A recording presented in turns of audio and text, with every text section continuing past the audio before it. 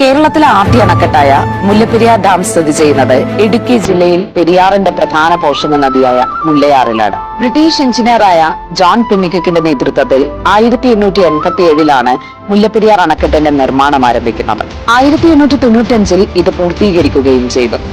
ചുണ്ണാമ്പും മണലൊക്കെ ചേർത്ത സുർക്കി മിശ്രിതം ഉപയോഗിച്ചാണ് മുല്ലപ്പെരിയാർ അണക്കെട്ട് നിർമ്മിച്ചിരിക്കുന്നത്. 1886 ഒക്ടോബർ 29 മുല്ലപ്പെരിയാർ അണക്കെട്ടിലെ വെള്ളം കൊണ്ടുപോകുന്ന കരാറിലാണ് അന്നത്തെ തിരുവിതാംകൂർ നാട്ടുരാജ്യവും മദിരാശിയും തമ്മിൽ ഒപ്പുവെച്ചത്. തിരുവിതാംകൂറിനു വേണ്ടി ദിവാനായിരുന്ന വി രാമയ്യങ്കാരും മദിരാശിക്ക് വേണ്ടി JC ഹാനിങ്ടണുമാണ് മുല്ലപ്പെരിയാർ പാട്ടക്കരാറിൽ ഒപ്പുവെച്ചത്. കേരള സംസ്ഥാനം നിലവിൽ വന്നതോടെ 1970 അന്നത്തെ കേരള മുഖ്യമന്ത്രിയായിരുന്ന C അച്യുതമേനോൻ കരാർ പുതുക്കി നൽകി. മുല്ലപ്പെരിയാർ അണക്കെട്ടിലെ പരമാവധി ജലനിരപ്പ് 142 അടിയാണ്.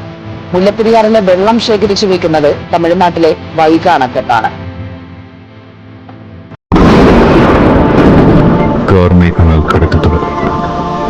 മഴക്കാലം ഇന്നടുത്ത് മഴയുടെ ഭംഗി ആസ്വദിച്ചിരിക്കുന്ന മനുഷ്യരിൽ നിന്നൽപ്പം മാറി ഇടുക്കിയുടെ മടിത്തട്ടിൽ മഴയുടെ ഓരോ തുള്ളികളെയും നെഞ്ചിരിപ്പോടെ നോക്കിയിരിക്കുകയാണ്. ഒരു തരത്തിൽ പറഞ്ഞാൽ കേരളത്തിലെ ഓരോ മനുഷ്യനും വേണ്ട ഭയം ഇവരുടെ ഒറ്റയ്ക്ക് പേറുകയാണ്. കാരണം 127 വയസ്സ് പ്രായമുള്ള ഈ അപകടം ഇവരുടെ മുന്നിലാണ് ഓരോ മഴക്കാലത്തും മരണത്തിന്റെ കാഹളം മുഴക്കുന്നത്. നിന്റെ ശരീരത്തിൽ ഇത്രയേറെ മുറിവുകളുണ്ടായിട്ടും ഇത്രയും കാലം നീ ഞങ്ങളെ സംരക്ഷിച്ചു പിടിച്ചു. ഇനി നിനക്കതിനാകുമോ എന്ന് കൂടി ഞങ്ങൾക്കറിയില്ല. നിനക്ക് ആവശ്യമുള്ള ശുശ്രൂഷ നൽകാൻ ഞങ്ങൾ തിരഞ്ഞെടുത്തവർ ശ്രമിക്കുന്നുണ്ടോ എന്ന് പോലും ഉറപ്പു നൽകാനാവുന്നില്ല ഞങ്ങൾക്കിന്ന്. നിന്നെ കൊണ്ടൊരു പക്ഷേ ഞങ്ങളുടെ ജീവൻ എടുക്കാനാവും അവരുടെ തീരുമാനം. 6 ജില്ലകൾ തൃശ്ശൂര്, എറണാകുളം, ആലപ്പുഴ, പത്തനംതിട്ട, കോട്ടയം, ഇടുക്കി. ഈ മുല്ലപ്പെരിയാർ ഡാം തകർന്നാൽ താഴെയുള്ള 3-4 ഡാമുകൾ തകരും, ഇടുക്കി ഉൾപ്പെടെ. അപ്പൊ മൊത്തം ഒരു 120 TMC വെള്ളം ഉണ്ടാവും. 100 TMC എടുത്താൽ തന്നെ 100 കിലോമീറ്റർ നീളം, 1 കിലോമീറ്റർ വീതി, 100 അടി താഴ്ചയിലുള്ള വെള്ളമാണ്. അത് നമ്മുടെ ഭാവനയിൽ പോലും നിൽക്കില്ല. ഇന്ത്യയും വലതിന്റെയും പരസ്യമായി പ്രഖ്യാപിക്കുന്നു, നിങ്ങൾ ഇടതും വലതും കേരളത്തിൽ ഒരു ചുക്കും ചെയ്തിട്ടില്ല, ഒന്നും ചെയ്യാനും പോകുന്നില്ല. പണ്ട് മഴ കാണുമ്പോ മനസ്സിനത് കുളിരായിരുന്നു. ഇതിപ്പോ സത്യം പറഞ്ഞാൽ നീണ്ട 26 വർഷങ്ങൾക്ക് ശേഷമാണ് ഇടുക്കി ഡാമിന് തുറക്കാൻ പോകുന്നത്. ഇടുക്കി ഡാമിന്റെ ആദ്യ ഷട്ടർ ഏതാനും നിമിഷങ്ങൾക്കകം തുറക്കുമെന്ന്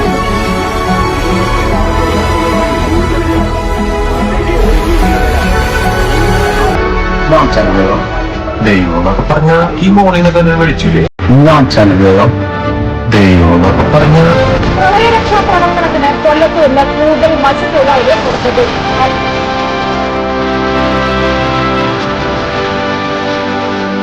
ഇനി ഡാം തകർന്നാൽ എന്തായിരിക്കും സംഭവിക്കുക എന്നും നോക്കാം. 15 ദശലക്ഷം ഘനയടി ജലമാണ് ഡാമിന്റെ സ്റ്റോറേജ് കപ്പാസിറ്റി എന്നുള്ളത്. ഒരുപക്ഷെ ഒരു ഭൂകമ്പത്തെ തുടർന്ന് ഡാം തകർന്നാൽ ഒഴുകിയെത്തുന്ന വെള്ളം മുഴുവൻ താഴെ സ്ഥിതി ചെയ്യുന്ന ഇടുക്കി ഡാമിലേക്ക് എത്തുമെന്നും ഇടുക്കി ഡാം ആ വെള്ളം മുഴുവൻ ഉൾക്കൊള്ളുമെന്നും ചില നിഗമനങ്ങൾ നിലനിൽക്കുന്നു. പക്ഷേ മുല്ലപ്പെരിയാർ ഡാം തകർന്നാൽ കുതിച്ചെത്തുന്ന വെള്ളവും മരങ്ങളും മറ്റ് അവശിഷ്ടങ്ങളും എല്ലാം കൂടി ഇടുക്കി ഡാമിനെ കൂടി നശിപ്പിച്ചേക്കാം എന്നും മറ്റൊരു നിഗമനമുണ്ട്. മുല്ലപ്പെരിയാർ ഡാം ഒന്നാകെ തകർന്നാൽ 50 അടി ഉയരത്തിലാകും വെള്ളം ഒഴുകി ഇടുക്കി ഡാമിലേക്ക് കുതിച്ചെത്തുക. ഇത് ചുറ്റുവട്ടത്തെ 10,000 കണക്കിന് ജനങ്ങളുടെ ജീവന് ഭീഷണിയാണ് എന്നുള്ളതാണ്. ഒരുപക്ഷെ ഇടുക്കി ഡാമിന് മുല്ലപ്പെരിയാർ ഡാമിലെ ജലം ഉൾക്കൊള്ളാൻ കഴിഞ്ഞില്ല എങ്കിൽ ഒന്നോർത്തോളൂ, കേരളം ഒരുപക്ഷെ 2ആയി പിളർക്കുന്ന അവസ്ഥ ബാക്കി വരുന്ന മനുഷ്യർ കാണേണ്ടി വരും എന്നുള്ളതാണ്. ഇടുക്കി ഡാം തകരുന്നതോടെ താഴെയുള്ള 11-ൽ പരം ഡാമുകളും തകർന്നടിഞ്ഞേക്കാം.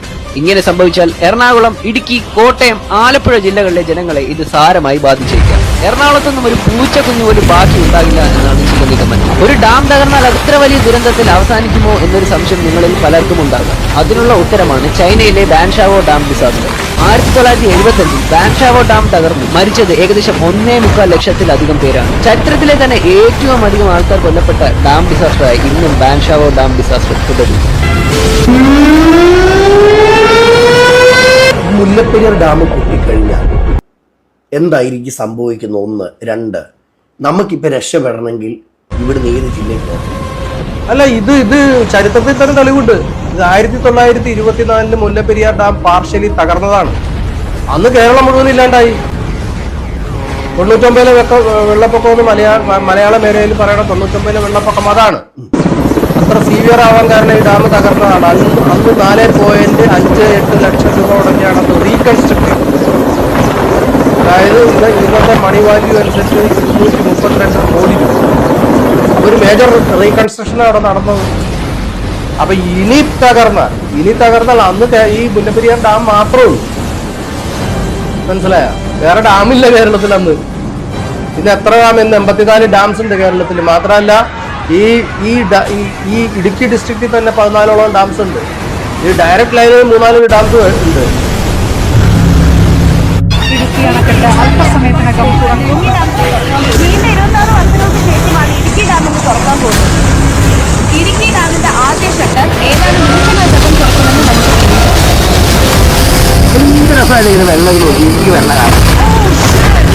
ഡാം തുറക്കാൻ പോകുന്ന ഈ ലാസ്റ്റ് മൊമെന്റിൽ പറഞ്ഞാൽ ജനം ചെയ്യും.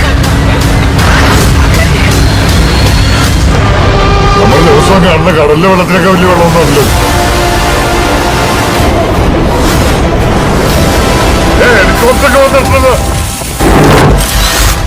മുഴുവൻ ആളുകളും ജാഗ്രത പാലിക്കണമെന്ന് അറിയിക്കുകയാണ്.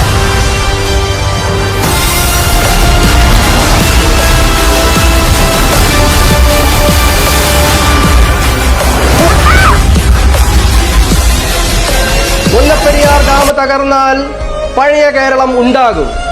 ഈ മുല്ലപ്പെരിയാർ ഡാമിന് 1000 കൈവഴികൾ ഉണ്ടാവും, 1000 ജലസ്രോതസ്സുകൾ ഉണ്ടാവും, 44 നദികൾ ഉണ്ടാവും, നമ്മളുണ്ടാവും. ഇന്ന് ജീവിച്ചിരിക്കുന്ന തലമുറ ഉണ്ടാവില്ല. ചിന്തിച്ചിട്ടുണ്ടോ ആ രാത്രിയെക്കുറിച്ച്? മുല്ലപ്പെരിയാർ തകർന്നാൽ നമുക്കെന്ത് സംഭവിക്കും? സമയം രാത്രി 2 മണി. മുല്ലപ്പെരിയാർ അണക്കെട്ട് നിശബ്ദമായി നിലകൊള്ളുന്നു. ഈ നിശബ്ദതയ്ക്ക് പിന്നിൽ ഭയമുണ്ടോ? നമുക്ക് നോക്കാം. തടുക്കാനാവാത്ത ദുരന്തം വിളിപ്പാടകലെ. ആ അണക്കെട്ടിൽ ചെറിയൊരു വിള്ളൽ കണ്ടു തുടങ്ങിയിരിക്കുന്നു. ജലം അതിശക്തമായി പുറത്തേക്ക് ഒഴുകുകയാണ്. സമയം വളരെ അതിക്രമിച്ചിരിക്കുന്നു. വൻ ജലപ്രവാഹം മലകൾ കടന്ന് പാഞ്ഞെത്തുന്നു. നദികൾ നിമിഷങ്ങൾക്കകം ഉഗ്രരൂപം കൈക്കൊള്ളുന്നു.